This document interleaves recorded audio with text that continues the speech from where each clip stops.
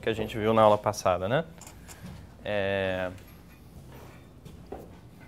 E acrescentando talvez um ponto ou outro.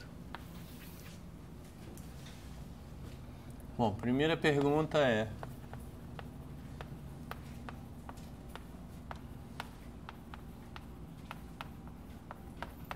como é que são os compactos do RD?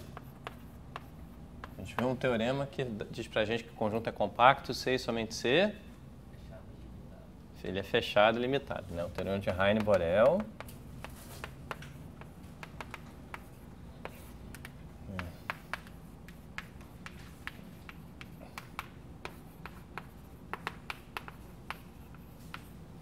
E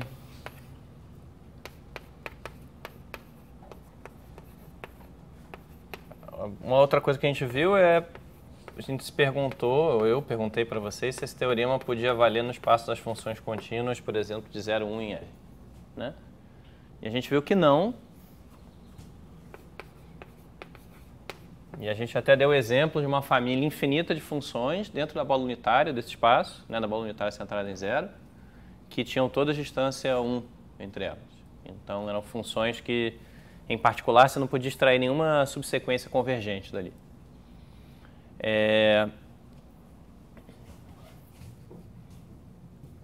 Bom, a gente tem também aquele teorema que a gente já tinha provado, que é no espaço métrico geral, né? Se você quer um critério para compacidade parecido com o Heine-Borel, você tem que dizer, ao invés de fechado e limitado, fechado e totalmente limitado, né? Que é aquela propriedade, dado um R, você consegue cobrir o espaço todo por um número finito de bolas de raio R.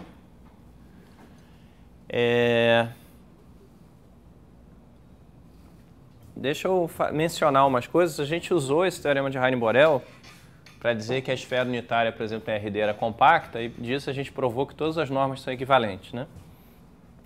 Então eu quero observar aqui, até porque isso vai ser um exercício na lista que eu vou botar hoje ou amanhã no site, que é que o que a gente viu para... Bom, isso vai ser um exercício na lista, né? Para RD também vale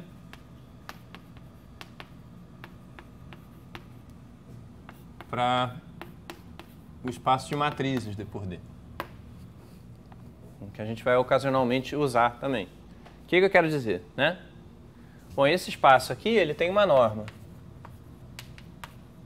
né? Bom, a gente botou uma norma nele que era a norma assim, que era a norma de operador, ou norma 2,2, que era...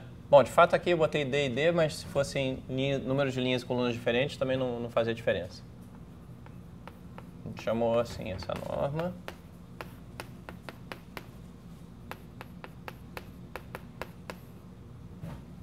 Né, pega todos os vetores diferentes de 0 e a gente definiu uma norma nesse espaço. Né?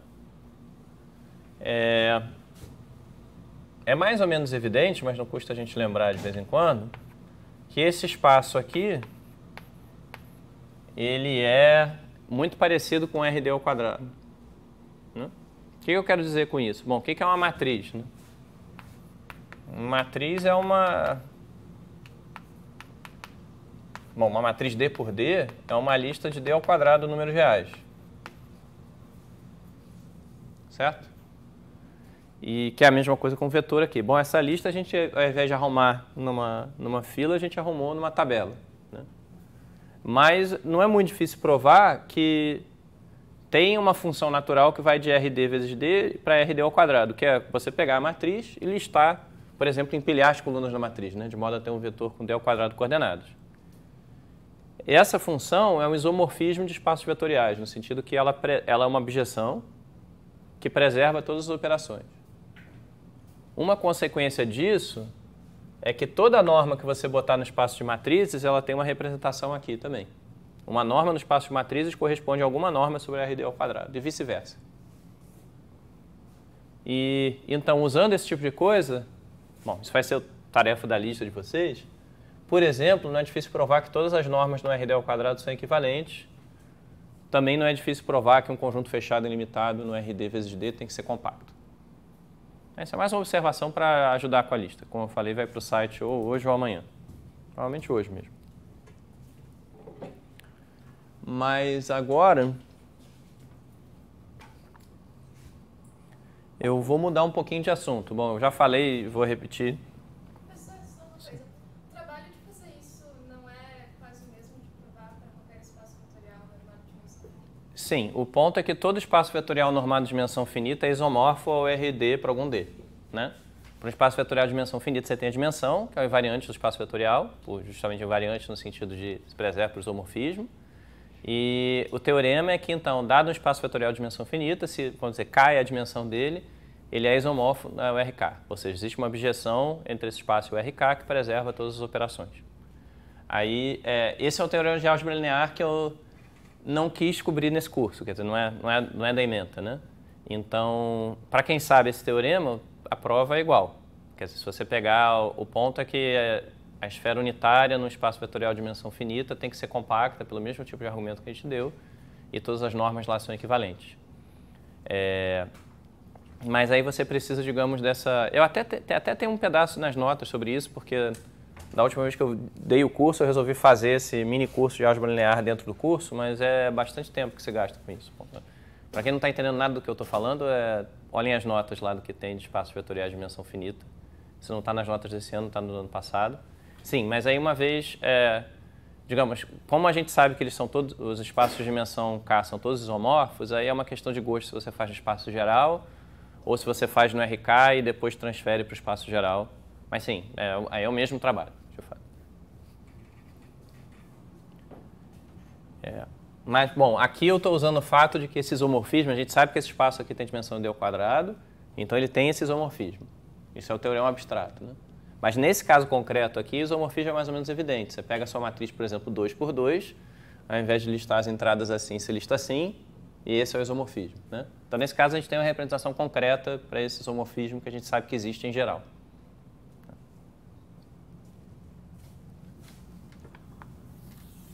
Mas tá. Deixa eu fazer uma anotação aqui. Na aula passada, se não me engano, 4 pessoas diferentes falaram coisas na aula, que eu acho que é um recorde. Até agora no período. Essa aula a gente já tem uma. Então vamos trabalhar para bater o recorde hoje. Deixa eu tentar deixar isso aqui. Por favor, se eu ameaçar apagar isso aqui, me avisa, tá?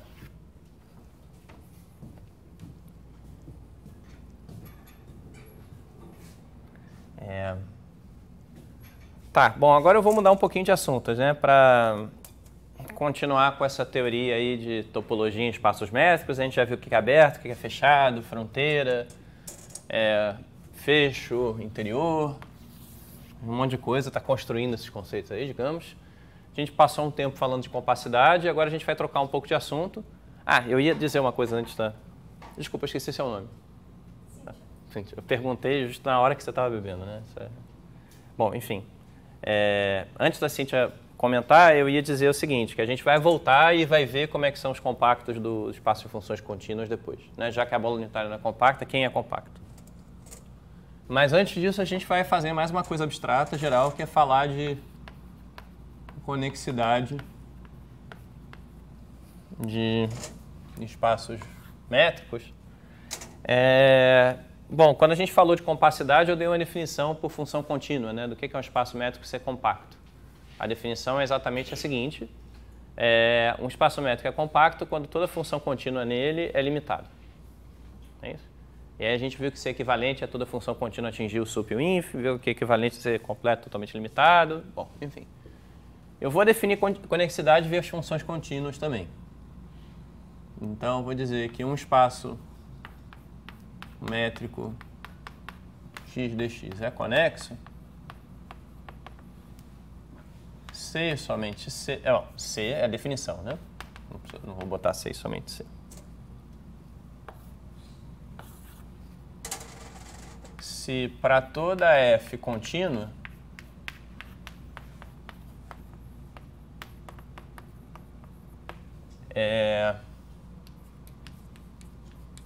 f de x é um intervalo. O que é um intervalo mesmo, né? Vamos botar aqui.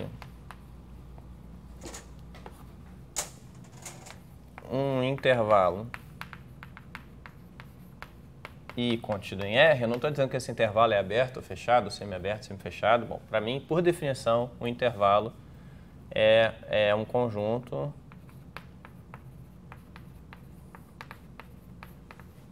tal que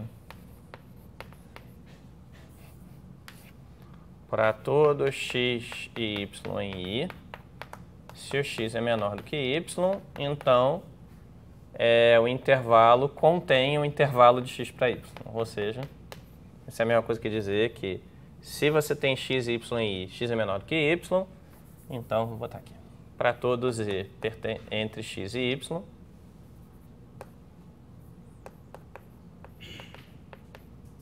z pertence a I.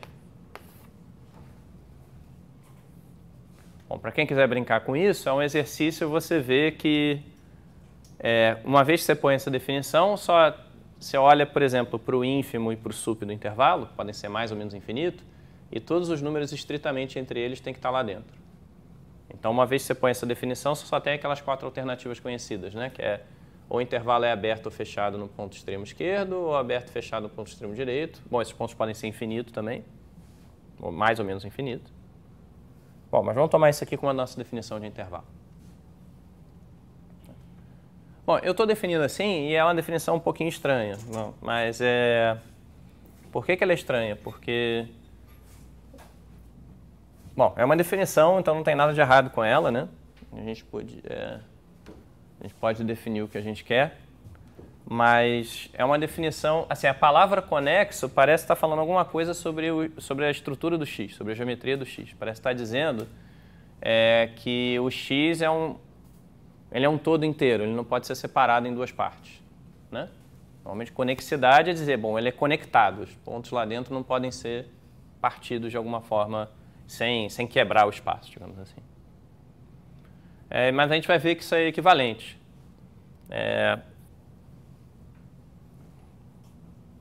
Bom, antes de eu fazer isso, a gente vai fazer outras coisas. A primeira é fazer uma observação aqui, que é a proposição.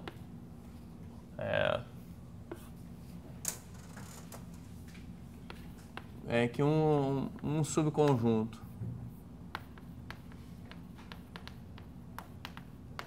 de R é conexo se e somente se ele é intervalo.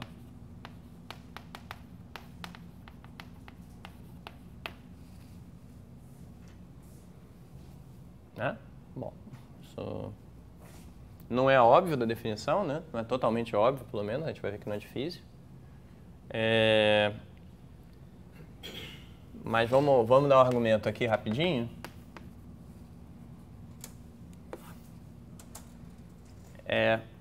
Bom, então, em primeiro lugar, vamos dizer que bom,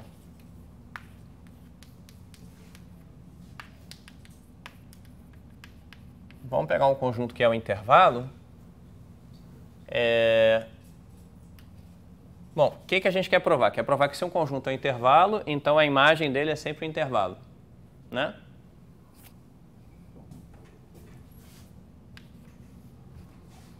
Então, a imagem dele para uma função contínua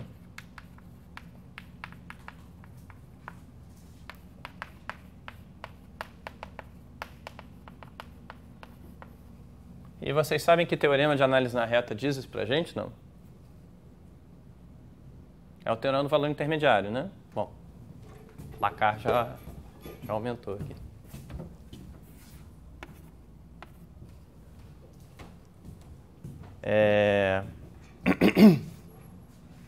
Tá, Fs é intervalo pelo teorema do valor intermediário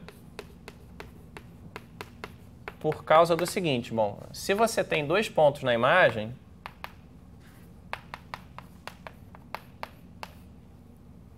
ou seja, né, bom, vamos dizer que x, bom, se está na imagem, o x é a imagem de alguém, e vamos dizer que isso é menor do que o y, que também é a imagem de alguém. Então,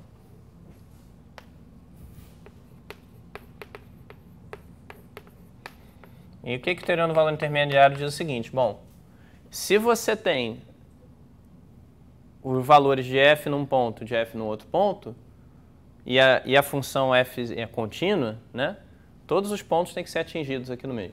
Bom, todo fz é imagem, todo z entre fa e fb é imagem de algum ponto, algum czinho que pertence ao intervalo de A para B. Bom, vou botar assim AB ou BA. A gente não sabe em que ordem esses caras estão.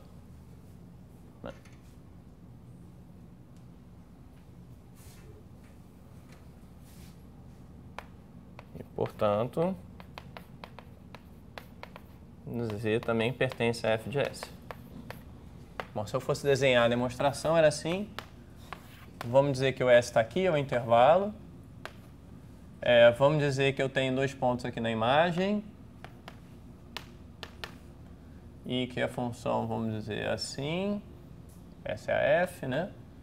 Aí aqui eu tenho, bom, o y, aqui eu desenho ao contrário, né? O y, aqui é o x, aqui é o y. Então, talvez o A seja esse ponto aqui. O B é esse ponto aqui. O A é esse ponto aqui. E se eu pegar um ponto entre esses dois caras, então ele também tem que ser imagem de alguém. Então, uma maneira de anunciar alterando o valor intermediário, se vocês quiserem, é dizer que, dado o intervalo da reta e uma função contínua, a imagem desse intervalo sempre é um intervalo também. Esse é o teorema.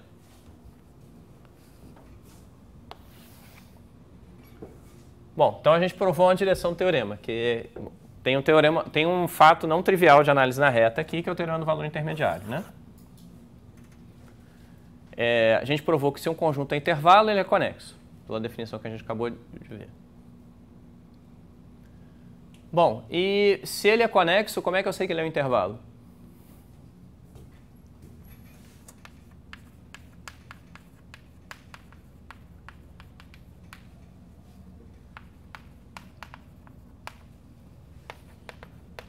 Bom, o que é ser conexo é, se eu pegar uma função contínua, f de S é intervalo. Bom, mas eu quero provar que o S é intervalo, né? Que função eu pego, então, para fazer? A identidade.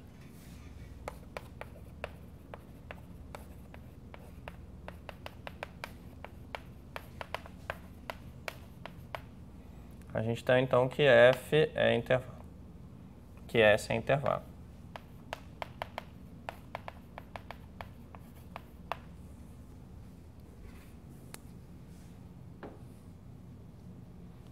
Então está provado, né? Uma proposição facilzinha, bom para a gente começar o dia esquentando aqui os tamborins. Tá. Agora deixa... Eu vou falar uma outra coisa sobre... Bom, eu vou aproveitar essa proposição para tirar um corolário dela, que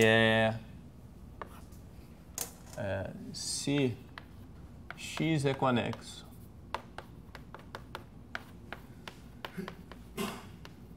Bom, aqui eu botei a definição para o espaço métrico, eu podia ter posto para um subconjunto de espaço métrico, né? Bom, mas deixa eu dizer aqui. Então, se x é conexo, y dy é espaço métrico e a função h de x em y é contínua,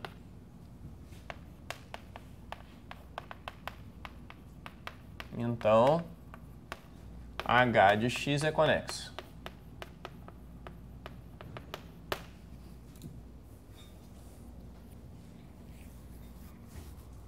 Ou seja, aquilo que a gente provou para compacidade também vale para conexidade, né? A conexidade se preserva quando se aplica uma função contínua ao conjunto, né? Aberto e fechado são para trás, conexidade e compacidade são para frente. Bom, como é que é a prova disso aqui? Eu já dei a dica porque eu disse que isso é um corolário do outro resultado, né?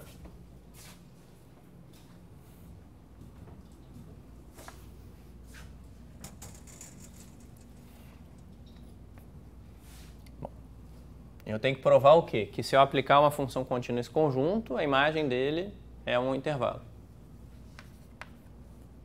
Bom, isso tá, de fato, não precisava nem da proposição, eu acho, né?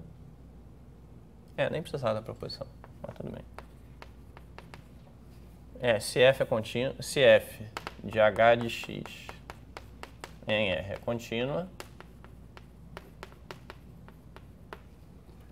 f de h de x é a imagem de x pela função composta fh. Né?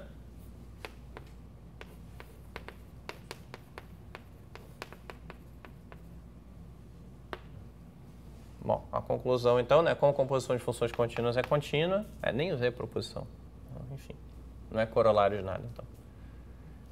Isso aqui então é f de h de x é intervalo.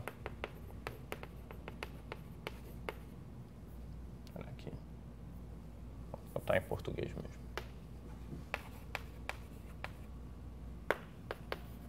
Então, dada uma função contínua de h de x em R, f de h de x é a imagem de x para uma função contínua, logo é um intervalo, então eu sei que para qualquer f que eu tivesse escolhido aqui ia funcionar. Bom, beleza. Vamos continuar. Então a gente sabe quem são os conexos da reta. Eu vou dar uma outra definição de conexidade via funções contínuas agora, que vai ter, aí sim vai ser um corolário dessa proposição.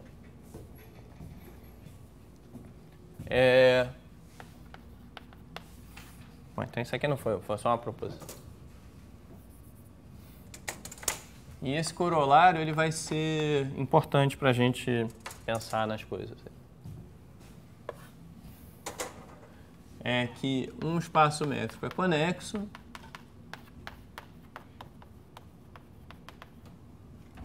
se e somente se para toda função eta de x no conjunto de dois pontos 0, 1 contínua, a gente tem que eta de x só tem o ponto 0 ou eta de x só tem o ponto 1. Isso aqui eu diria o seguinte, olha, para toda função eta contínua de x em 0, 1, dois pontos mesmo, né? Não estou pegando intervalo. Essa função tem que ser constante, ela só toma um valor.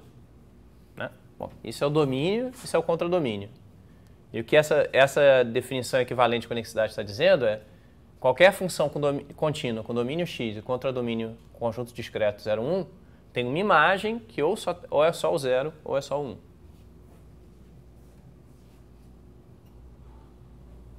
Bom, uma pergunta razoável aqui é o que é continuidade? O que é uma função contínua? É estranho falar de função contínua de x em um espaço discreto. É estranho, mas ao mesmo tempo está dentro de tudo que a gente já estudou. A gente aqui tem uma métrica induzida pela reta, que se você parar para pensar é exatamente igual àquela métrica discreta, né? A distância de dois pontos é 0 ou é 1. Então tem uma definição boa de continuidade aí.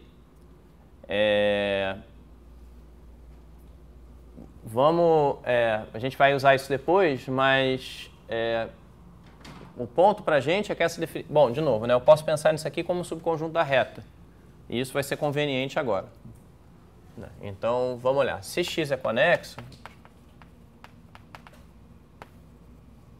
então eu sei que para qualquer eta de x em 0, 1 contida em R, a imagem de x é intervalo.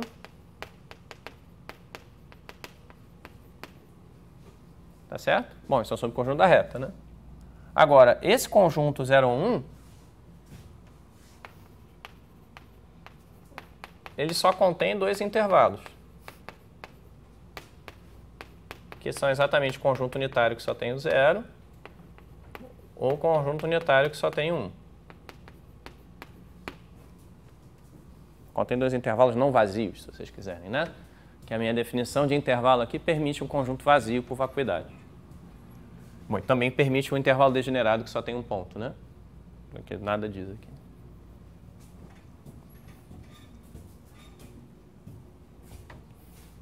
E, bom, não é vazio porque é a imagem de um conjunto, né? Numa função, na definição de espaço métrico, a gente disse que o x tinha que ser não vazio.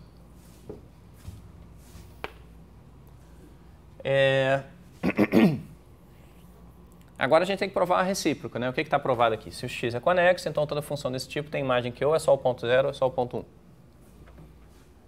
Agora a gente tem que provar uma recíproca. Eu vou pegar, tem que tomar cuidado para não apagar o nosso placar. A recíproca a gente vai... Bom, a primeira coisa... Vamos provar pensando assim. Imagina que o x não é conexo. A gente vai ver que a recíproca, na verdade, é um teorema sobre a reta. Né? No seguinte sentido. Se o x não é conexo, existe uma f contínua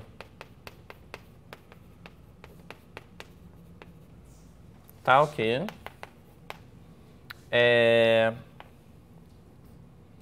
f de x não é intervalo.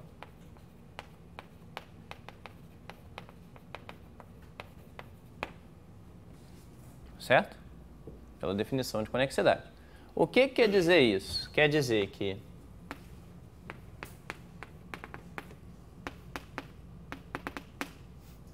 existem pontos x, y e z, né? Na reta,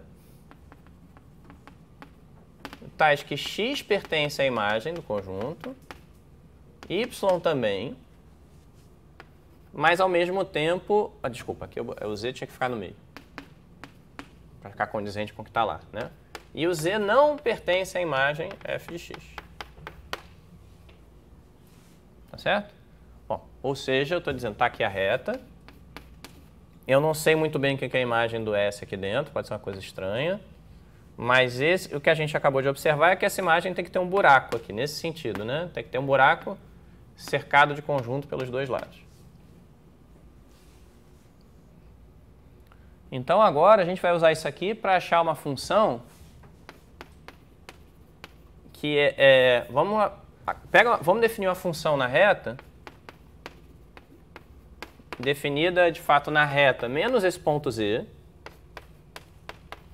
em 0, 1, que pega um pontinho t e leva em 0 se o t é menor do que z e 1 se o t é maior do que z. Essa função tem muita cara de ser descontínua, né? Porque ela vem no z e dá um salto.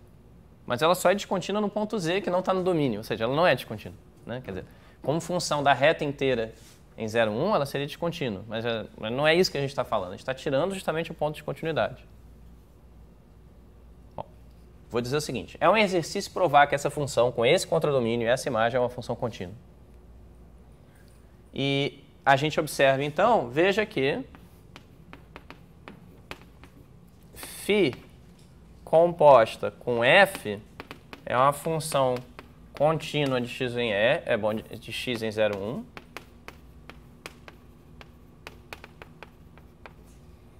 E por que essa composição vale? Porque o z não está na imagem, né? Lembra que esse cara aqui não está na imagem de x. Certo? Bom, quando é que eu posso compor duas funções? Quando a imagem dessa aqui está contida no domínio dessa aqui. Então, essa composição está bem definida, é uma composição de funções contínuas. Bom, agora ficou feio o quadro aqui. É contínua e que, se eu tomar φ composta com... Bom, esses caras aqui são a imagem de alguém, né? Então, x é f de A e o y é f de B. Então, φ de A é igual a x, que é menor do que é igual a 0, né? A φ desse x aqui é 0. φ de B é igual a 1. E esses pontos, obviamente, aqui bom, tá meio bagunçado a notação, mas o que eu estou dizendo, bom, se o x está na imagem, ele é f de A para algum A pertencente a x. Se o y está na imagem, ele é f de B para algum B pertencente a x. E então acabei de mostrar que existem pontos A, B em x, tais que o valor dessa função φ é 0 num desses pontos e 1 no outro. Ou seja, quando o conjunto x não é conexo, a imagem dele não é intervalo E através dessa construção eu mostrei que existe uma função contínua do x no 0, 1 discreto que toma tanto o valor 0 quanto o valor 1. Então a imagem dela tem que ser o conjunto inteiro. Isso faz sentido, gente? Sim, podem botar uma gradação aí. Bom, e como eu falei, por que esse é um teorema da reta, né? A única observação que foi feita aqui é que essa função é contínua. Essa função degrau, quando você exclui o ponto onde ela dá o salto, ela é uma função contínua. Então, no fundo, é só dizer, bom, se o conjunto da reta não é o intervalo, existe uma função contínua desse conjunto em 0, 1 discreto que toma os dois valores, 0 e 1. Bom, por que é legal botar o teorema assim? Bom, primeiro tem uma coisa engraçada, né? Que é assim, a primeira... Aqui eu pedi toda função contínua tem que dar como imagem... Né? Na definição toda função contínua tem como imagem o intervalo da reta. Aí aqui eu disse, bom, para checar isso, basta checar numa classe muito menor de funções, né? Funções que tomam valor 0, 1. Só esses dois. E isso aqui vai permitir a gente escrever o que é a continuidade de um ponto de vista, digamos, topológico, né? Topológico no sentido, bom, falar de função contínua já é um conceito topológico, né? Que a gente sabe definir continuidade através de abertos e fechados, mas agora a gente vai ver um outro ponto de vista que tem mais a ver com aquela ideia, né? Que o espaço é conexo quando você não consegue fazer uma partição, digamos, legítima dele em duas partes. Claro, qualquer coisa pode ser partida em duas partes, né? Por exemplo, se eu jogar esse apagador no chão com muita força, ele vai quebrar, eu acho. Eu não sei se eu tenho força para isso. Mas o ponto é a gente quer fazer uma partição sem quebrar. O que quer dizer isso, né? Qual é... Bom, vou botar aqui teorema.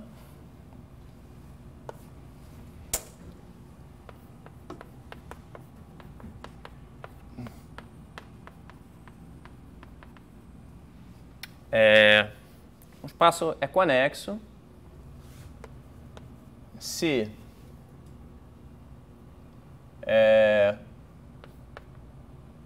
e aí eu vou botar duas coisas equivalentes. Se vale uma e, portanto, valem ambas.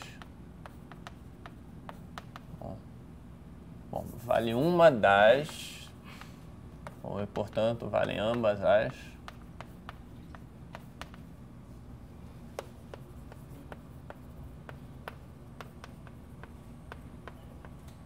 Propriedades a seguir.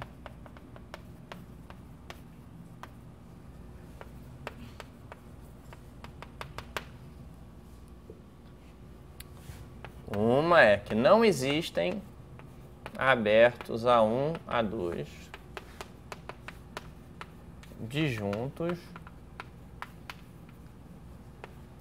com x igual à união de A1 e A2. Bom, não existe aberto disjunto com A1 e os dois não vazios, né? Se tomar um dos abertos vazios é fácil.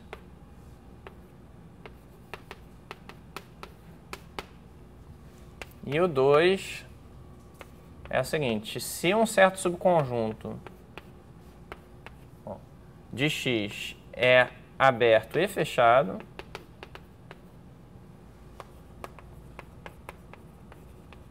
então o S ou é o x inteiro ou é o vazio. Vamos parar e pensar um pouquinho primeiro nessa propriedade 2 aí.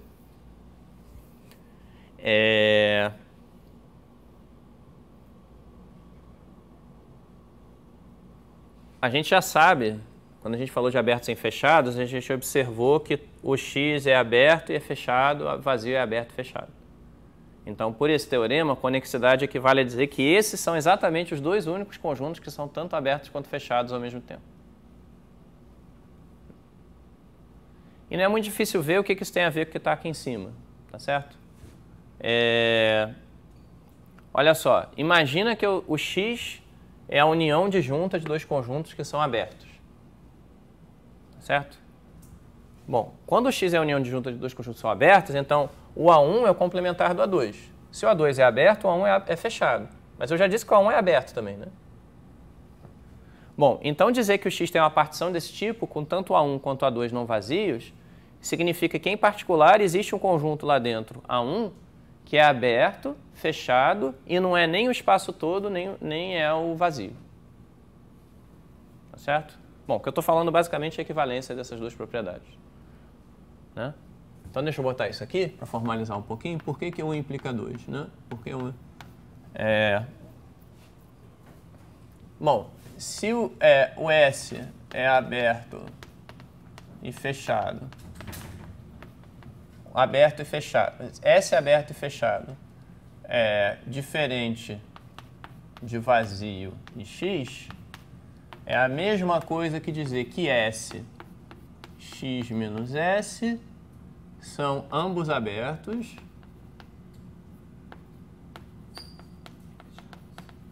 e fechados, mas vou dizer ambos abertos e diferentes de vazio. Tá certo? Bom, quando eu escrevo isso aqui, que é o X é a união disjunta desses caras, eu estou em particular dizendo que o A2 é o complementar do A1. Né? Então isso aqui é exatamente a mesma coisa que isso aqui. Então estou só fazendo essa observação. Dizer que eu tenho um conjunto aberto e fechado, que não é nem vazio nem X, significa que eu posso partir o X em duas partes que são ambas abertas e não vazias. Isso é o mesmo que dizer que o conjunto é conexo se a única cisão que você consegue fazer... A cisão é isso aqui, né? A trivial. É a trivial. É outra maneira de dizer a mesma coisa. Então, bom... E aqui era para ser C e somente C, né?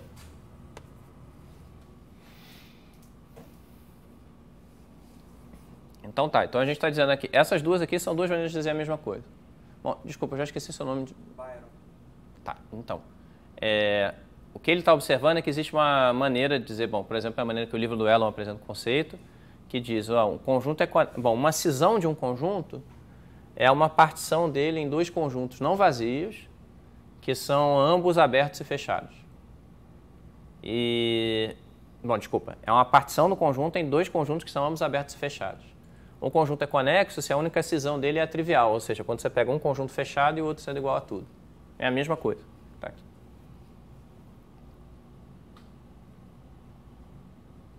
Bom, tá. Deixa eu agora provar que essas propriedades são equivalentes a ser conexo.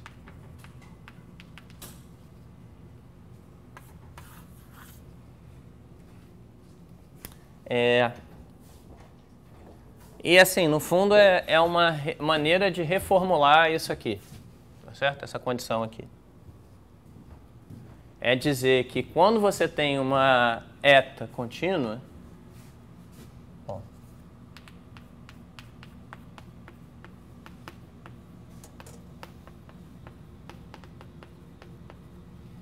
isso aqui é a mesma coisa. Bom, eu vou pedir desculpa para vocês, mas eu vou trocar isso aqui, A1 e A2, trocar por A0 e A1.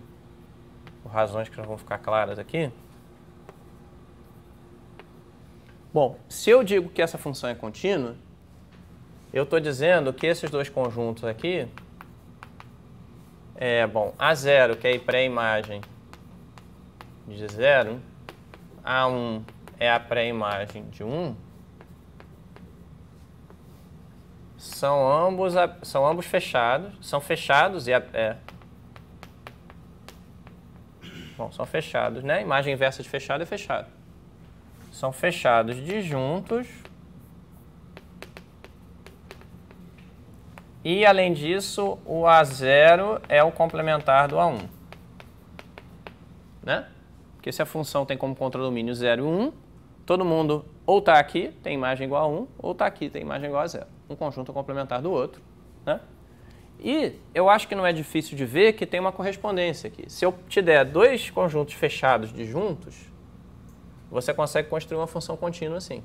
Quer dizer, uma partição do x em conjuntos fechados disjuntos, eu defino uma função eta que vale 0 no primeiro fechado e 1 no segundo fechado. Bom, eu estou dizendo fechados enquanto ali estava escrito em termos de abertos. Só que é claro que se eu tenho dois conjuntos fechados e um é complementar do outro, os dois têm que ser abertos também.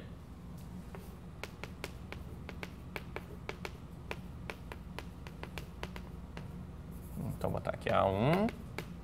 Isso aqui é C e somente C. A0. Bom, do que eu estou querendo convencer vocês agora? Estou querendo convencer o seguinte. Se eu tenho uma função contínua, eu tenho isso que a gente chamou de cisão, né? Partir o x em dois conjuntos que são um complemento do outro e são ambos fechados ou ambos abertos, que tanto faz, né? Complementar de aberto é fechado. Se eu tenho dois conjuntos que são ambos abertos e particionam x, eu tenho dois conjuntos, né, que são ambos fechados e particionam x também, e eu posso construir uma eta assim. Aí é trivial checar que a função vai ser contínua quando esses dois caras forem abertos ou fechados. Tá? Então vamos dizer que tem uma correspondência 1 a 1 entre essas coisas. Bom, isso aqui é simplesmente dizer, olha, dado uma função contínua, eu acho uma partição do x em dois abertos. Dado uma partição do x em dois abertos, eu acho uma função contínua. Mas conexidade não está aqui ainda, né? Conexidade é dizer que para toda eta desse tipo, ou eta de x é igual ao conjunto zero, ou eta de x é igual a 1.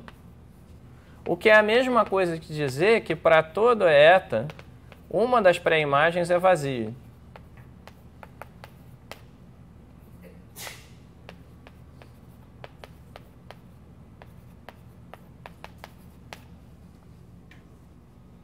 Né? Estamos de acordo com isso? Olha só. Para o x ser conexo, então para toda eta contínua, né, que eu não disse contínua, bom, eu disse para toda eta desse tipo.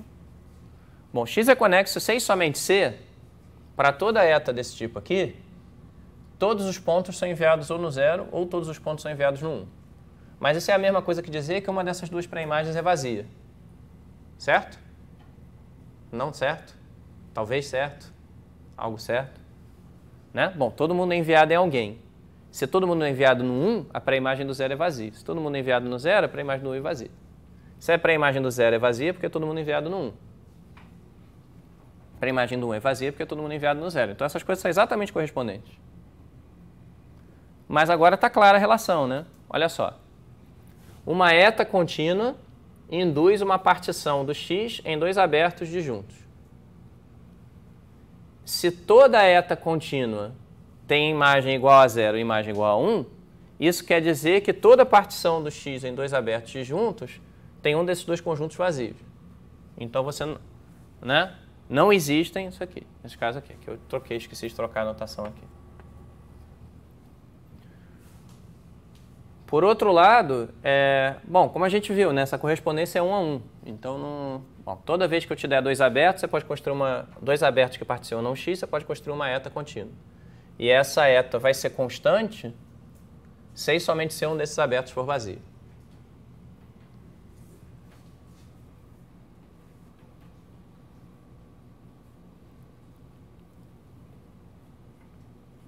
Bom, né? De novo, o ponto é, essa definição de função contínua de x em 0, 1 é uma outra maneira de escrever. Eu estou partindo x em dois conjuntos que são abertos e complementares. Para que toda eta contínua desse tipo seja constante, é necessário o suficiente que toda partição do x em dois abertos tenha um conjunto vazio. É isso que o teorema está dizendo. Faz sentido isso, gente? Eu estou falando um pouquinho... Estou falando mais do que escrevendo, né? Que é sempre uma coisa arriscada. Mas bom, o ponto é, então, se você quer que seu cara seja... Se existirem dois conjuntos que particionam x, são ambos abertos e não vazios, então eu consigo uma eta contínua de x no 0, 1 discreto que tem imagem... que pontua em tudo, tem imagem total, né? Que não é constante. Por outro lado, se não existirem, então toda eta desse tipo tem que ter imagem constante. Estou falando as mesmas coisas de várias maneiras, né? Mas o ponto é esse. Então, conexidade, que aqui a gente escreveu em termos de imagens de funções contínuas, serem sempre intervalos, é uma propriedade, no fundo, mais geométrica ou topológica, se você quiser, né? Que não dá para partir o espaço em dois abertos disjuntos não triviais. O que é equivalente a dizer que Se um conjunto lá dentro é aberto ou fechado, ele tem que ser tudo ou nada. Tá, deixa eu falar de um conceito parecido com o de conexidade, que é... A gente vai ver que não é equivalente, de fato é mais fraco. Mas ele, em algum sentido, é mais intuitivo e tem a ver com essa ideia, né? Então, aqui, quando eu falei para vocês que conexidade ia ter a ver com a capacidade de não conseguir partir o espaço X em 2 de uma maneira razoável, é isso aqui, né? Isso aqui está dizendo que não existe uma partição em que os dois caras são abertos, ou seja, o que quer dizer isso geometricamente, né? Bom, quer dizer que se eu tentar partir o X em 2 partes, por exemplo assim, né, vão ter pontos que estão na fronteira, ou seja, quer dizer, esse ponto não tem uma bolha de protetora que está toda de um lado da partição. A partição passa por dentro dessa bola aqui. Vamos olhar um outro conceito de conexidade, em algum sentido, que é natural, que eu vou chamar de conexidade por caminhos. E a gente vai ver imediatamente que ele é mais fraco.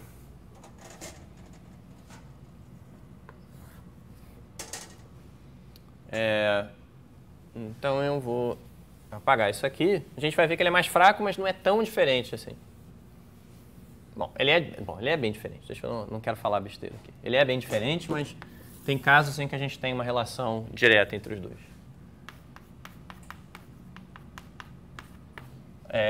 Bom, basicamente, conexidade por caminhos é mais ou menos o que o nome diz. Um espaço métrico é conexo por caminhos. Se dados 2 pontos lá dentro, eu consigo uma curva contínua indo de um para o outro.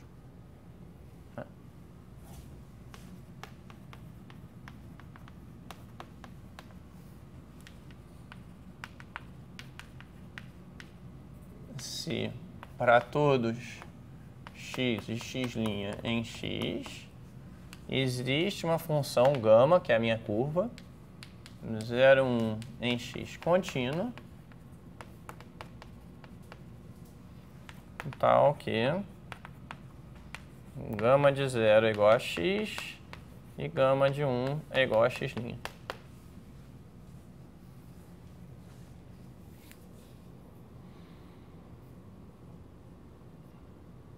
Tá. Bom, então isso aqui é uma coisa que a gente consegue se arriscar a desenhar, né? Assim, conexidade mesmo é uma coisa meio chata de desenhar, mas isso aqui a gente consegue imaginar. Bom, a razão pela qual esse conjunto aqui, ou o conjunto que vocês estão enxergando, apesar das minhas imperfeições, né? A razão pela qual esse conjunto é conexo por caminhos é que se eu pegar 2 pontinhos aqui, eu consigo achar uma curva contínua conectando os dois. Isso vale para quaisquer 2 pontinhos, né? Digamos que essa é uma noção mais razoável de conexidade, ou mais razoável não, mais visível, né, mais intuitiva de conexidade do que aquela em termos de abertos, lá, de cisões. Então é natural a gente estudar isso aqui. Eu vou fazer uma observação antes de continuar.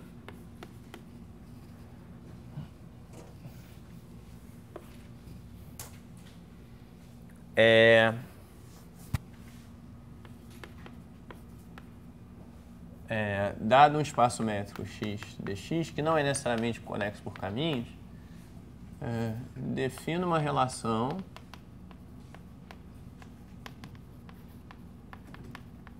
que vai ser a seguinte: eu vou dizer que x e x' estão conectados por um caminho, eu simplesmente escrever x dupla seta x', querendo dizer que existe uma curva gama contínua x contínua com gama 0 igual a x, gama 1 igual a x'. Então, essa relação é dizer x e x' podem ser conectados por uma curva contínua, né, por um caminho contínuo. Isso faz sentido para qualquer espaço métrico, né? Por exemplo, no espaço métrico com a métrica discreta, a gente sabe que as funções contínuas lá têm que ser constantes, né? As funções contínuas de 0, 1 no espaço têm que ser constantes. Então, em particular, nunca 2 pontos vão ser equivalentes lá, exceto se eles forem iguais. Bom, Eu falei, mas é bom escrever que isso aqui é uma relação de equivalência.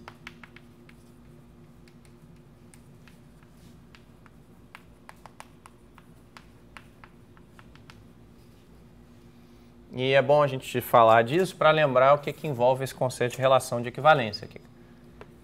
Primeira coisa é que todo ponto é equivalente a ele mesmo. Está relacionado com ele mesmo. Como é que eu sei que, dado que existe uma curva contínua de x para x no espaço métrico qualquer? Com uma função constante. Vamos atualizar o placar aqui. Ah, não, já foram 4, né? Opa, tinha esquecido de atualizar. Desculpa, não estava... Então tá, agora já estamos à beira de bater nosso recorde. Eu ia falar pra você falar, mas aí ia contar Não, eu tô valendo tudo. É tipo os 1000 gols do Romário. Ele conta gol de pelada lá. Tá, bom, aqui é só pegar uma função, uma gama constante, né? Gama de t igual a x para cada t. Essa função é contínua.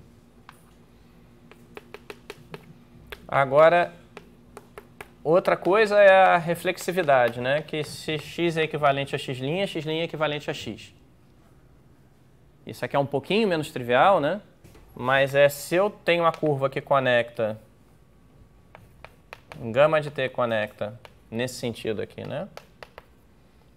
X a x', isso implica que gama de 1 menos t conecta x' a x. Ou seja, se essa curva é contínua, em 0 ela vale x e em 1 ela vale x', essa aqui é contínua, em 0 ela vale x' e em 1 ela vale x. Bom, tem um trabalho para provar a continuidade, mas é só dizer, isso aqui é a composição da função que leva t em 1 menos t com a curva gama, a composição de funções contínuas é contínua, está tudo bem. O que é um pouquinho mais complicado é a última coisa da relação de equivalência, que é a transitividade. Que se x está conectado a x', está conectado a x duas linhas, então x está conectado a x duas linhas. E vamos gastar um pouquinho de tempo com isso aqui.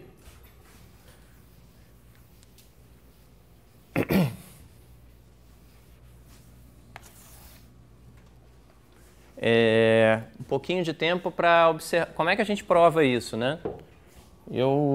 Tem uma prova nas notas que meio que de propósito não usa sequência, mas eu me arrependi muito depois dessa prova lá. Então deixa eu... Na verdade, isso é um teorema trivial que eu consegui dar uma prova complicada para ele. Bom, eu faço isso com frequência, mas nesse caso eu me arrependi. Bom, o que quer dizer isso aqui, né? A hipótese da qual a gente quer deduzir a tese quer dizer o seguinte, que existem gama 1, gama 2 contínuas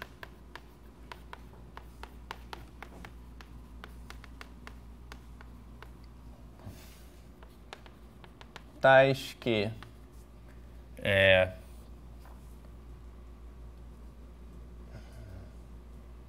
gama 1 de 0 é igual a x,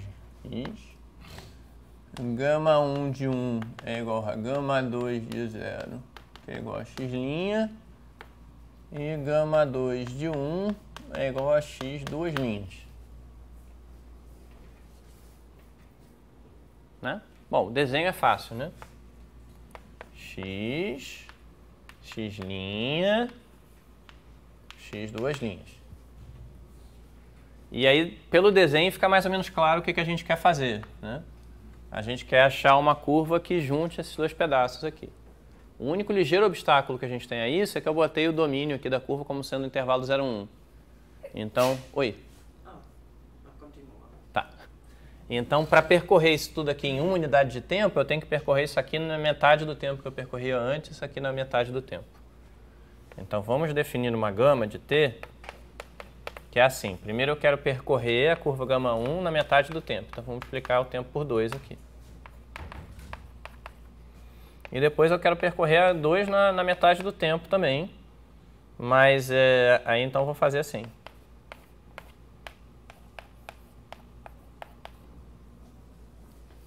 Zero. E aqui botar 1 meio T1.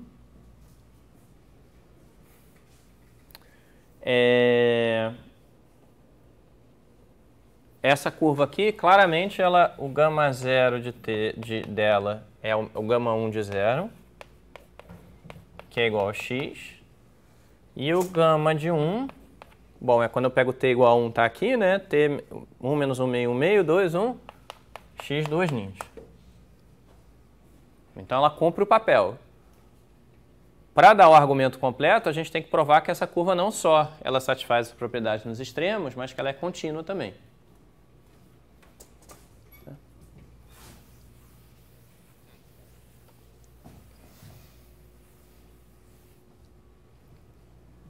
Bom, assim, no fundo, o que garante a continuidade, né?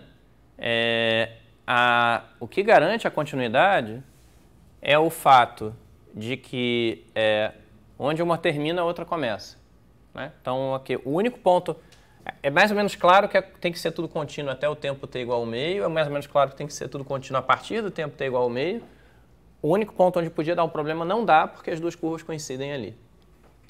Bom, para fazer isso ficar um pouquinho mais formal, eu vou fazer uma versão do argumento das notas, que é um pouquinho diferente, um pouquinho mais clara de entender. Imagina que eu defino funções aqui, que vão ter um nome diferente, φ1 de t. Bom, φ1 é uma função de 0, 1 meio em R,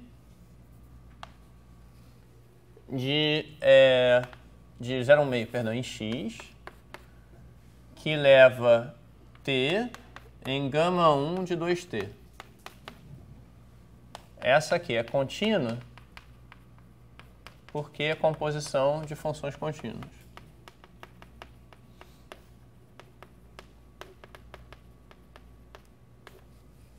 Certo? Eu pego o t, multiplico por 2, que é uma operação contínua, e depois aplico gama 1, que também é uma operação contínua. φ2, 1 meio, 1 de x, é a função que pega t e leva em gama 2, leva nesse segundo pedaço aqui, né? 2 vezes t menos 1 meio. Também é contínua pela mesma razão.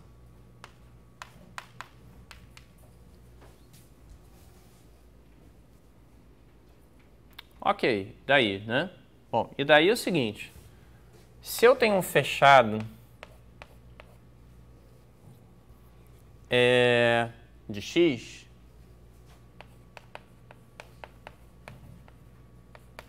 eu vou ter o seguinte, vamos olhar em pré-imagem dele.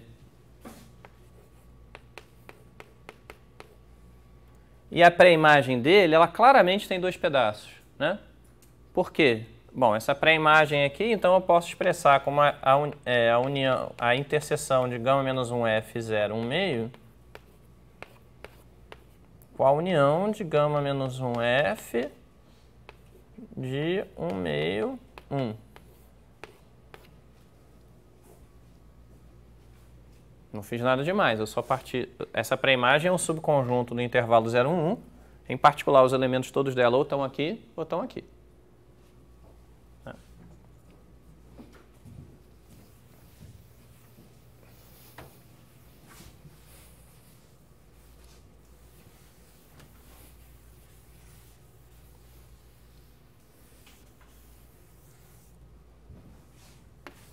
Bom, mas qual é a vantagem disso? O ponto é que a função gama restrita ao intervalo 0, 1 meio, ela é exatamente igual a φ1. Né? Quem são esses pontos aqui? São os pontos t, tais que gama de t está em f e t está entre 0 e 1 meio. Mas quando eu digo que t está entre 0 e 1 meio, então gama de t é igual a φ1 de t. Então eu tenho isso aqui. Bom, é uma questão mais de pensar de novo, né? Esse cara aqui é φ1 menos 1 de f, que é um fechado do intervalo 0, 1 meio. É isso que a continuidade diz, né? A pré-imagem de um fechado, né? Fechado 0, 1 meio, porque φ1 é contínuo. E a mesma coisa para, como a φ restrita ao intervalo 1 meio, 1, a φ não, a gama, é igual a φ2, isso implica que gama menos 1 de f interseção 1 meio, 1, é igual a φ2 menos 1 de f, e isso é um fechado de 1 meio, 1, porque φ2 é contínuo.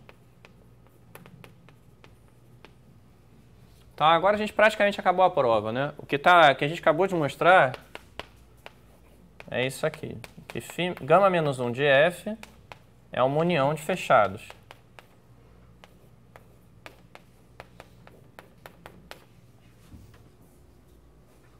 A gente queria mostrar que a gama era contínua, então é uma maneira de mostrar que a pré-imagem de fechado é fechado. E a gente quase acabou aqui, né? O quase vem do seguinte, quer dizer, é um quase que na verdade não é um problema, mas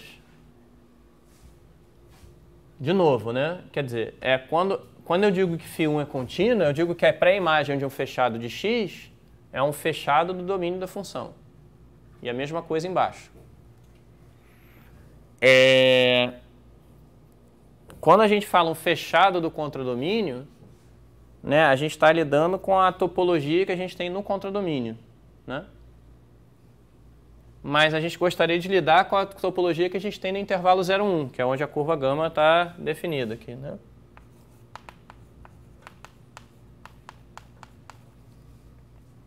Está fazendo sentido isso que eu estou falando? Não? Por que isso é uma objeção, em princípio?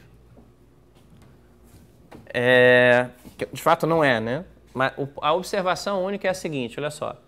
O intervalo 0, 1 meio, o intervalo 1 meio, 1, o intervalo 0, 1, todos eles fechados, têm a topologia que eles herdam da reta, não é isso? Que vem da métrica induzida pela métrica da reta. Então, quando eu digo que um subconjunto desse cara é fechado de 0 a 1 meio, ele também é fechado da reta, né? Porque, bom, um fechado de um fechado é um fechado, né? O que é um fechado do intervalo 0, 1 meio? É a interseção de um fechado da reta com o intervalo 0, 1 meio. Mas o intervalo 0, 1 meio é fechado. Interseção de fechados é fechado. Então, quando eu digo aqui, fechado de 0, 1 meio e, portanto, de R. Aqui também, portanto, de R.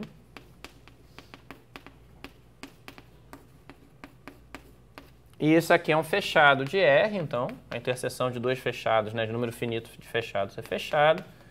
E é um fechado de R, então, também é um fechado do intervalo 0, 1. Esse aqui é um subconjunto do 0, 1, que é fechado. Então, aqui a gente está usando um fato topológico, se vocês quiserem, que é, se eu tenho um espaço métrico grande, eu estou olhando um fechado dentro dele. Um subconjunto desse fechado é fechado na topologia relativa, se e somente se ele é fechado para o espaço todo. Bom, quem não quer sujar as mãos, ou sei lá, quem não quer brincar de fechado e aberto, só pode olhar a definição de continuidade por sequências aqui, né? Então, uma sequência de tzinhos no intervalo 0, 1, convergindo a um certo t. Se o t não for 1 meio, vai ser fácil provar que é contínuo, usando o fato que essas duas são contínuas. Se o t for igual a 1 meio, aí tem um trabalhinho, mas funciona também. De fato, muitos de vocês já devem ter feito algo parecido no curso de análise na reta. Tá, isso tudo foi para dizer, então, que isso aqui é uma relação de equivalência. Eu falei que eu ia dar uma demonstração melhor do que a das notas, eu dei uma demonstração só um pouquinho melhor do que a das notas, mas tudo bem. Um pouquinho menos chata.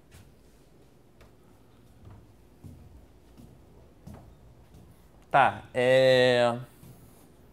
Bom, onde estamos, né? Estamos a definir conexidade por caminhos. Eu falei isso aí. Eu quero fazer uma observação boba, que é que dentro dos conjuntos conexos por caminhos, existe uma classe importante, que são os conjuntos convexos. E depois a gente vai usar essa observação boba para... sim, a outra observação boba é que eu vou botar até aqui. Vou provar meio cachorramente. Proposição que ser conexo por caminhos implica que é conexo, né? Eu não provei isso.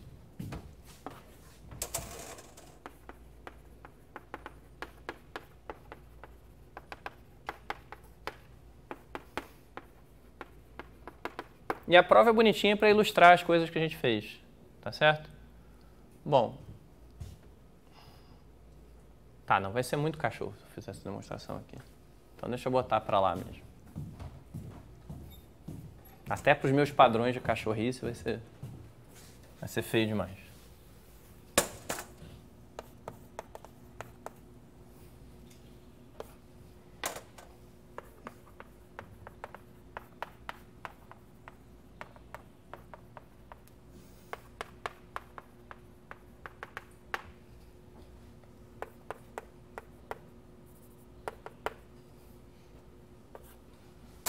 Bom, a prova é assim, imagina, eu vou fazer mais a figura do que a prova formal, né?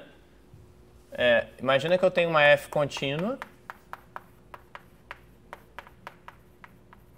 Bom, imagina que o x é conexo por caminhos, né? O que eu quero provar? Eu quero provar que f de x é intervalo. Ou seja, que dado um espaço conexo por caminhos, para qualquer f contínua, a imagem f contínua de x em R, a imagem é um intervalo. Certo? Estamos todos de acordo que temos que provar isso aqui? Bom, o que é ser um intervalo? Quer dizer o seguinte, que para todos os pontinhos x e y em f de x, e para todo z no meio do caminho, vou botar assim, para todo z em R, se z está entre x e y, então, a pergunta que a gente quer, né? O que a gente quer aqui? Será que é verdade que z também pertence a f de x? É isso que a gente tem que provar, né? Dados dois pontos na imagem, eu quero que os pontos que estão entre eles também estejam na imagem. Bom, vamos escrever isso então, né?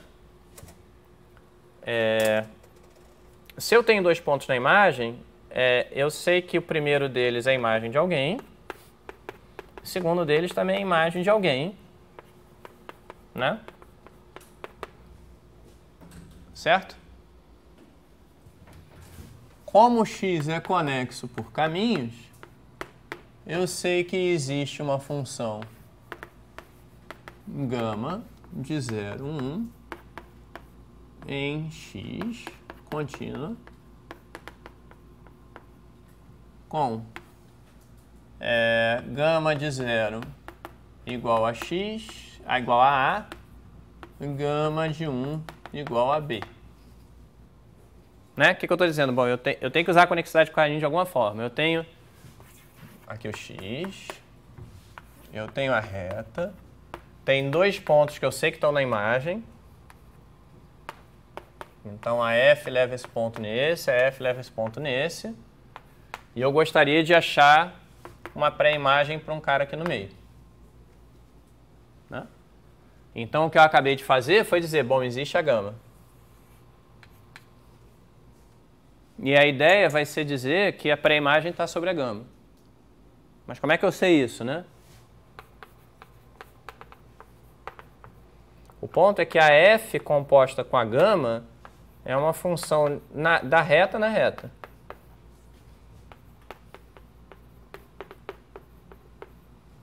E que, além disso, eu sei que f composta com gama de 0 é esse valor x aqui.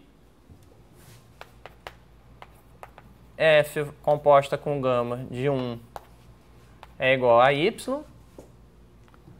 Mas, então, para todo ponto z entre x e y, tem que existir, ele tem que ter uma pré-imagem, tem que estar na imagem dessa função. O teorema do valor intermediário, de novo.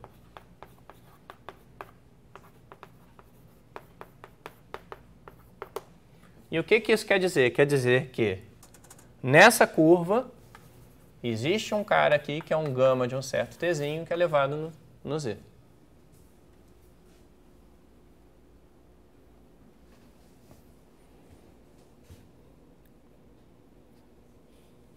Bom, de novo, né? O ponto a definição de conexidade por caminhos quer dizer que sempre existem essas curvas. A consequência disso para a gente é a seguinte. Se eu tenho uma função muito contínua, muito complicada definida sobre o x, e eu pego dois pontos aqui, eu consigo ver, né? Bom, esses dois pontos são levados em x e y, eu consigo ver, usando essa curva, que todos os valores entre x e y também estão na imagem da função.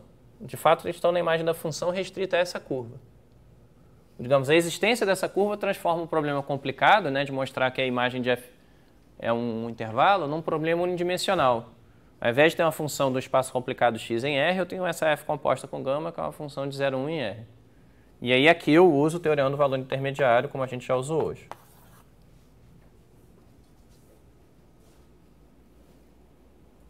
Então, só isso é um indicativo de que esse conceito de conexidade por caminhos, em algum sentido, é mais fraco do que o de por conexidade, né? Porque as coisas funcionam muito fácil aqui. A razão pela qual a imagem de f sempre é um intervalo é que, no fundo, você pode pensar na imagem de f como uma união de imagens de curvas unidimensionais, que são todas elas intervalos.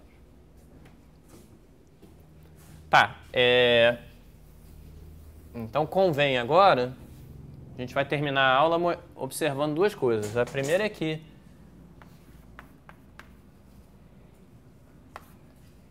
observação 1.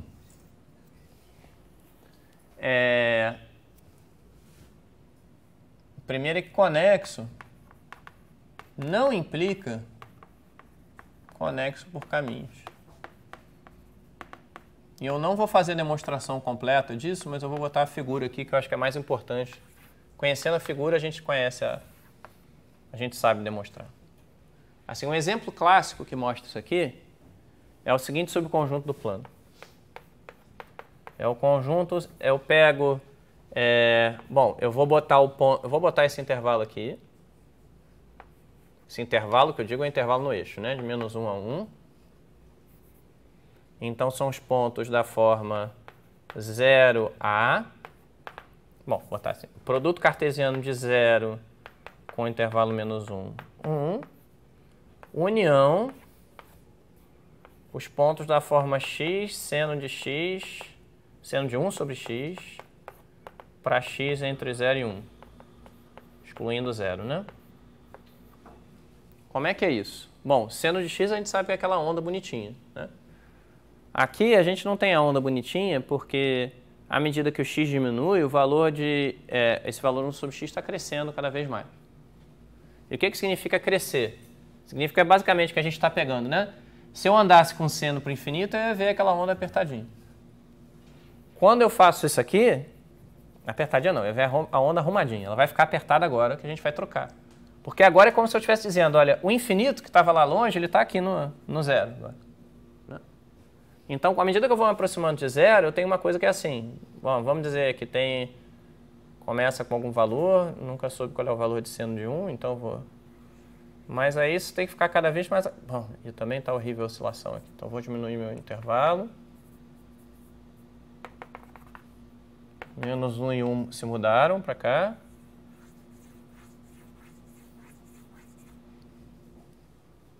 Mas, como se eu estivesse dizendo, olha... Antes eu estava calculando seno indo para o infinito, agora eu trouxe para cá, o infinito é aqui, essas ondas estão oscilando cada vez mais ferozmente à medida que eu estou me aproximando de zero.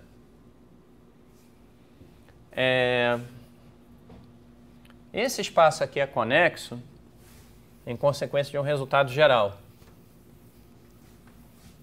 Porque, bom, deixa eu dizer o seguinte, que esse conjunto aqui, ele é conexo por caminhos.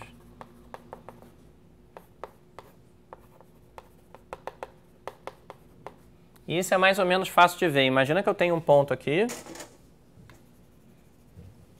que é o x0 seno de 1 sobre x0. Vamos dizer que eu tenho outro ponto aqui, que é o x1 seno de 1 sobre x1. E eu quero conectar os dois por uma curva que fica dentro desse conjunto, ou seja, que fica em cima do gráfico da função.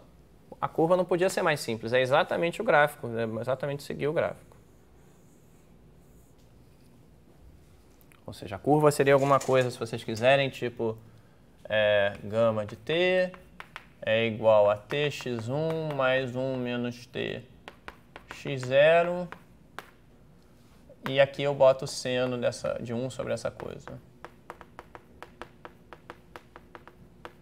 Bom, tem que ter um cuidado para dizer que esse ponto nunca é zero, mas se x1 e x0 são positivos, então essa combinação convexa dos dois, né, esse é um ponto no meio do caminho dos dois, também vai ser positivo. E tudo funciona. Essa é a curva. Bom, esse conjunto é conexo por caminhos, portanto, ele é um subconjunto conexo do plano. Se ele é um subconjunto conexo do plano, é um teorema que eu vou enunciar aqui agora. Bom, na verdade, eu vou enunciar como exercício. É um exercíciozinho bem simples, mas muito útil, que diz o seguinte: se você tem um subconjunto de espaço métrico que é conexo, então todo cetil que está entre o C, bom, C é um péssimo nome que a minha, vou botar um outro também. U. Bom, U parece com união e C parece com contenimento, né? R. Todo conjunto R til que está entre R e o fecho de R também é conexo.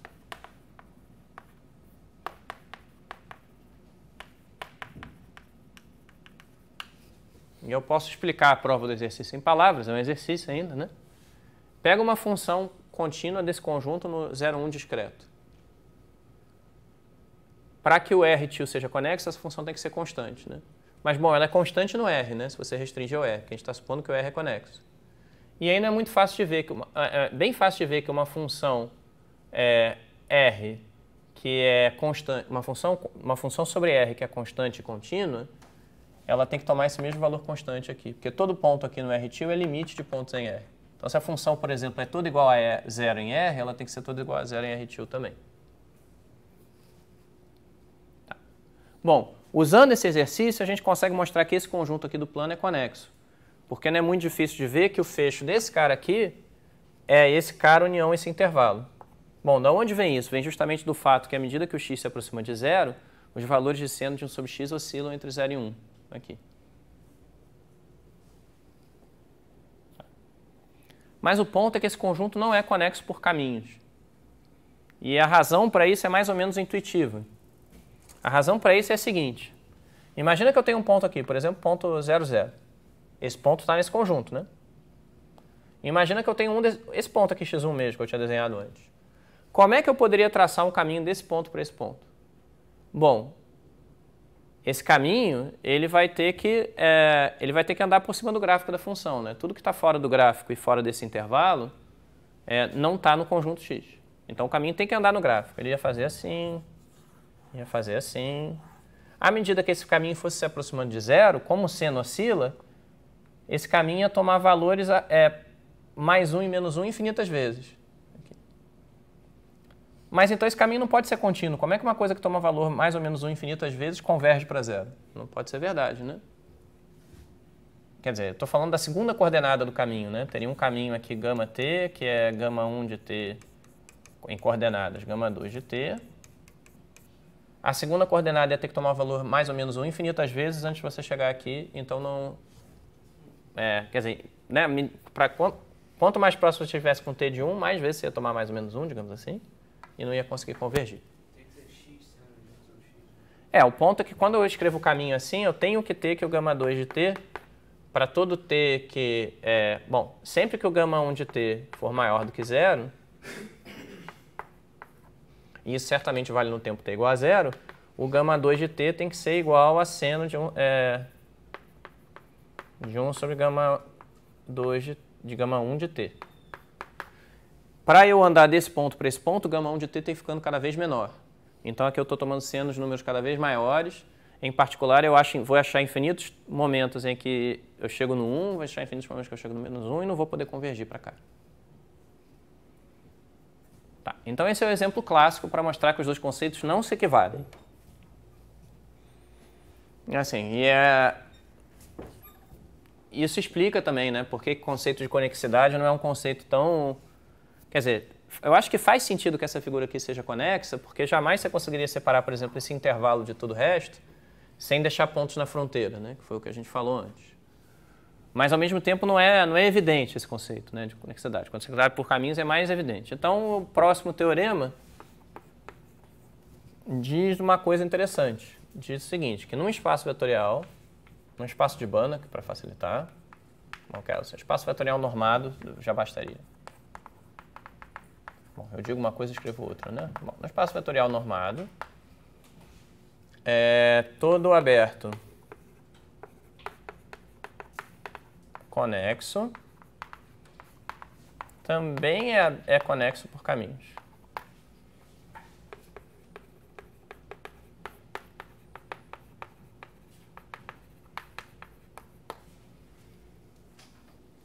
E eu vou provar isso aqui rapidinho, porque dada aquela relação de equivalência que a gente construiu, isso aqui é fácil. Tá certo?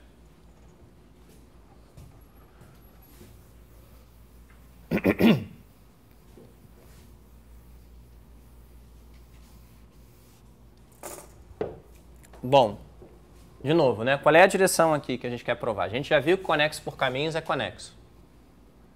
Aqui, a gente quer provar que se você tem um aberto no espaço vetorial, então esses dois conceitos são equivalentes, certo?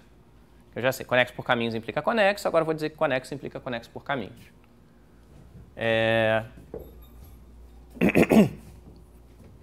Como é que eu vou fazer isso? Eu vou fazer da seguinte forma. Não, prova. Bom, vamos tomar um A contido no meu espaço vetorial aí com norma. Aberto. E conexo. Tá certo? O que isso quer dizer? Vamos aproveitar e falar disso, né? Quer dizer o seguinte, que não existem A0, A1, bom, disjuntos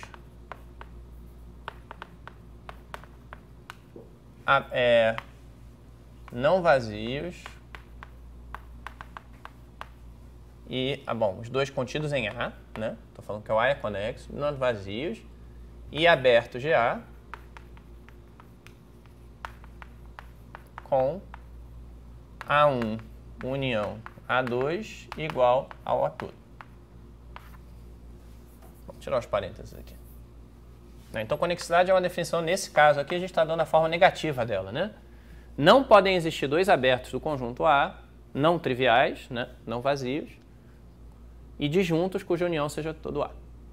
Bom, aqui eu vou voltar àquela observação que eu fiz, né? Se eu tenho os abertos do A, são a mesma coisa que os abertos do V inteiro. Que, de novo, né? Quem são os abertos do A? Bom, são os abertos do A na topologia relativa, com a métrica que ele herda do V. Mas, então, os abertos do A são interseções de abertos de V com A, mas esses são exatamente subconjuntos abertos do A. Bom, tá.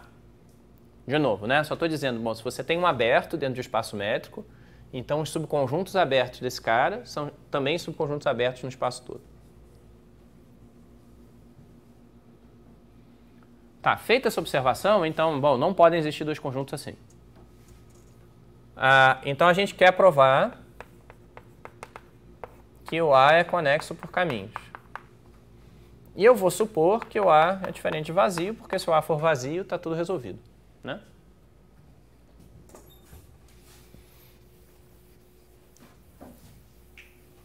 Bom, vamos tomar um ponto base no A.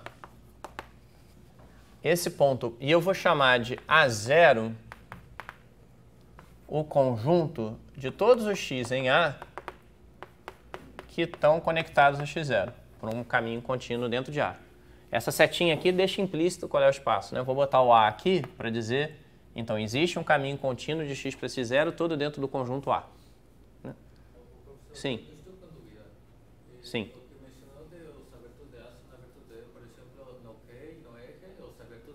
Bom, então, o A é aberto, isso é importante.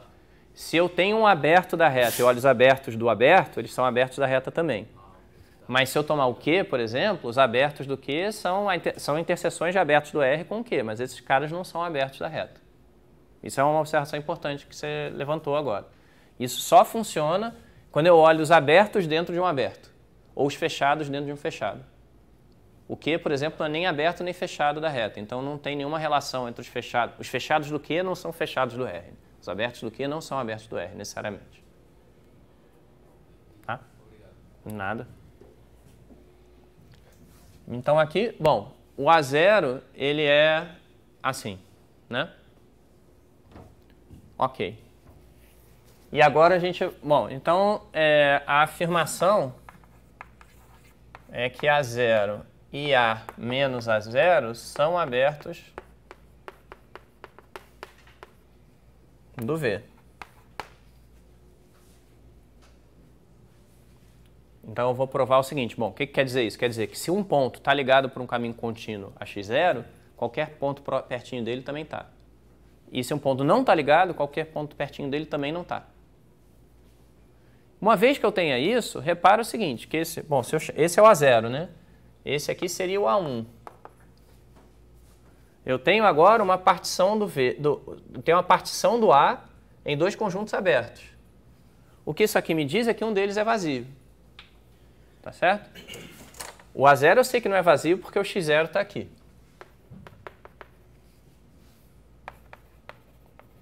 A conexo. E o A0 não é vazio, então eu tenho que o A menos A0 é vazio. E, portanto, uma vez que eu provar essa afirmação, eu vou saber, né, de posse da afirmação, eu sei que o A0 é igual a A e todo x em A está conectado ao x0 por um caminho contínuo em A. Bom, o que eu quero provar? Eu quero provar que o A é conexo por caminhos, né? Eu quero provar, então, que dado um x0 dentro do A, todo mundo está conectado a esse x0 por um caminho contínuo. Se eu provar isso aqui que eu falei, a conexidade do A me dá o resultado. Bom, e como é que a gente prova isso aqui? O ponto principal que está em jogo aqui é o seguinte.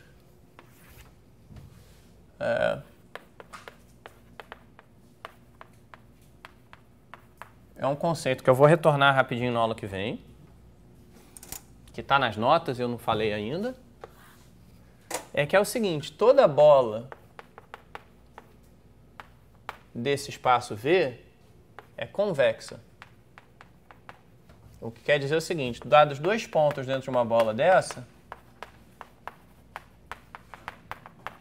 e dado um número t real entre 0 e 1, se eu olhar esse pontinho aqui,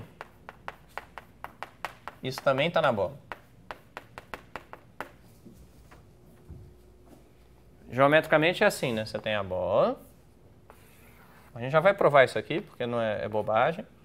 Você tem a bola ao redor de x de raio R. Bom, não tem a fronteira, né? Porque eu botei aberto aqui. E eu estou dizendo, dados dois pontos, eu tenho uma curva. Não só eu tenho uma curva conectando os dois, mas a curva é um segmento de reta. Isso aqui, geometricamente, é um segmento de reta. Bom, como é que a gente prova isso? É só a gente observar que se eu tenho uma combinação convexa de pontos, que a gente fala, né? Isso aqui. E eu olho a distância dessa combinação convexa para x, eu posso reescrever isso da seguinte forma.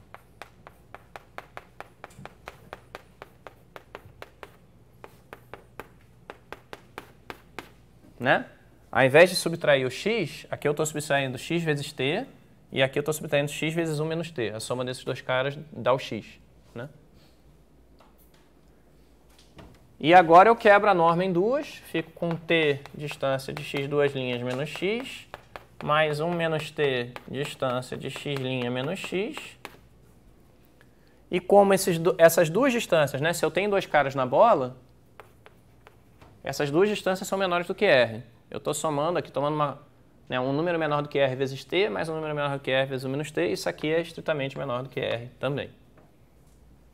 Então essa propriedade fundamental que para qualquer norma que você põe no espaço vetorial, as bolas são convexas, nesse sentido, segmentos de reta. Dois pontos lá dentro, tem um segmento de reta, tudo lá dentro. Bom, e daí, né? Bom, e daí o seguinte, deixa eu argumentar então agora que o A0 é aberto. Quem é o A0, né? Bom, eu tenho o x0, eu tenho o x pertencente ao A0, e eu tenho o conjunto A todo aqui. Bom, o conjunto A, em princípio, podia ser uma coisa maior. Né?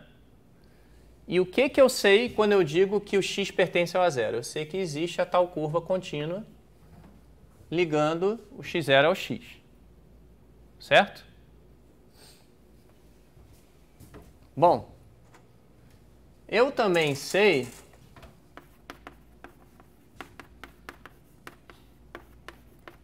vamos tomar...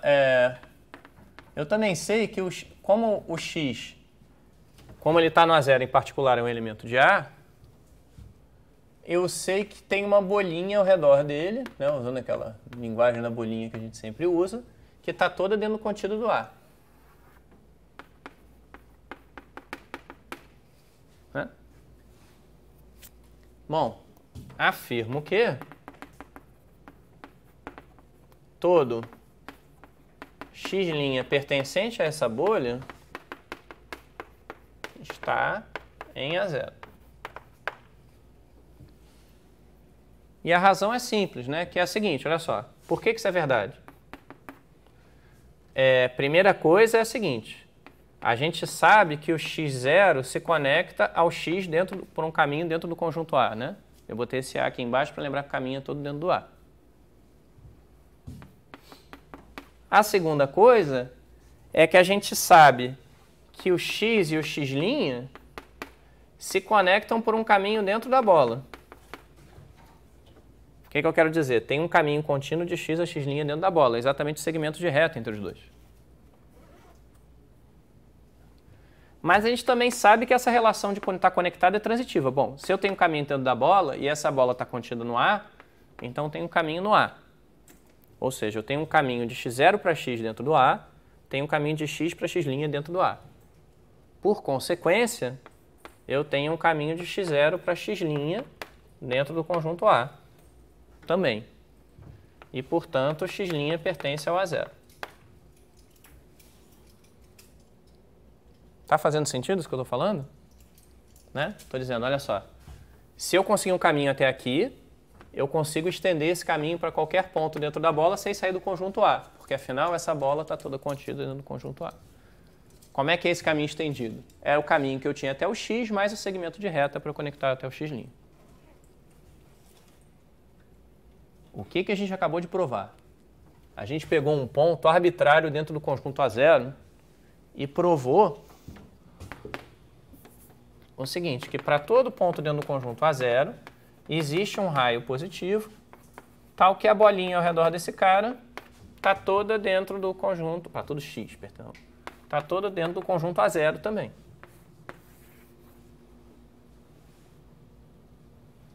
Lembrando, o que eu queria provar? Eu queria provar que o A0 é aberto, né? Como é que eu provo que é aberto? Eu pego um ponto lá e mostro que ele tem a sua bolha protetora. É uma bolha protetora dentro do A0. Aí o que eu fiz? Bom, para achar essa bolha protetora, em princípio é difícil, né? Ah, mas eu sei que esse cara tem uma bolha protetora dentro do A. E eu sei que existe um caminho chegando até essa bolha protetora aqui, até o centro dessa bolha protetora. A observação, então, é que para os pontos dentro da bolha, dessa bolha contida no A, você continua tendo um caminho de x0 a x'. Sendo assim, todos os pontos nessa bolha protetora que estava dentro do A também estão dentro do A0. Bom, tá. Isso é provar que o A0 é aberto, né? Isso é verdade para qualquer... Sempre que o A... Né, aqui eu só estou usando o fato que o A é um conjunto aberto no espaço vetorial. O A0 é aberto e o complemento dele também é aberto. E a razão é a mesma, na verdade. Então, vou botar aqui. Vai ficar meio enrolado o quadro, mas enfim, já passei da hora de novo. Deixa eu terminar isso logo. Por que o A menos A0 é aberto? É a mesma razão. Imagina o seguinte. Imagina que eu tenho x0 e eu tenho um x que não pertence ao... Bom, que pertence ao A menos A0. Então, bom, alguma coisa talvez assim, né? O A tem vários pedaços, a gente vai já estar desenhando desconexos, que a gente sabe que eles vão ser assim. E aqui eu tenho um ponto x. Bom, como o A é aberto, eu consigo achar a bolha protetora ao redor do x, toda contida no A, que é isso aqui.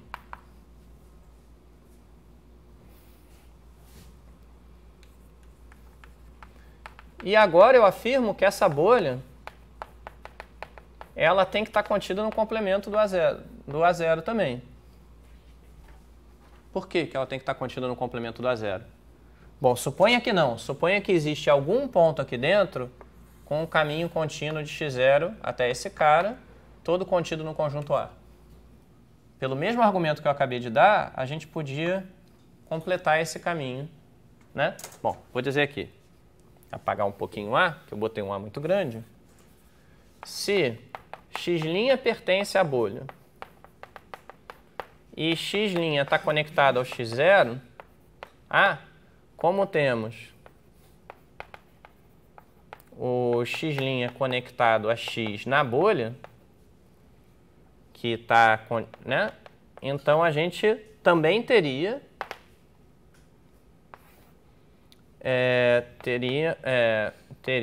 bom, se x' estivesse aqui, né? Então a gente teria que x, por transitividade, se o x' está conectado ao x0 e ao x, então o x está conectado ao x0 em A, o que é uma contradição. Bom, o que eu estou argumentando agora? Se não existe um caminho para esse cara, não pode existir um caminho para qualquer um na bolha dele, porque um caminho até a bolha pode ser estendido aqui.